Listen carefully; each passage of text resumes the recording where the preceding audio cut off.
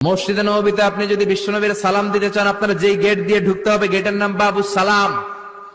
বাবুস সালাম দিয়ে যদি আপনি ঢুকেন, বিশ্বনবীর সালাম দিতে পারবেন। ওইটাই হলো মসজিদে নববীর প্রথম কাতার। লাইনে দাঁড়ালাম, ঢুকলাম। ভাগ্য ভালো, এমন একটা জায়গা পেয়েছি লেখা মাকান তাহাজ্জুদি রাসূলিল্লাহ, মানে এই জায়গায় রাসূল তাহাজ্জুদের নামাজ পড়তেন। আল্লাহর শুকরিয়া আদায় করে 2 রাকাত সালাত পড়ে আবার প্রথম কাতারে ঢুকে গেলাম। এবার বিশ্বনবীর সালাম দেওয়ার পালা। হাঁটতে লাগলাম সবার সাথে।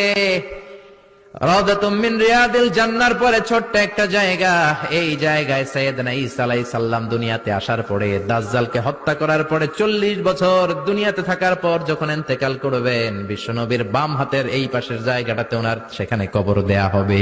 সুবহানাল্লাহ, ছোট্ট একটু জায়গা, কবর দেয়া হবে সেখানে। হাঁটতে লাগলাম, এরপরে বিশ্বনবীর কবর, লেখা মুহাম্মদ রাসূলুল্লাহ সাল্লাল্লাহু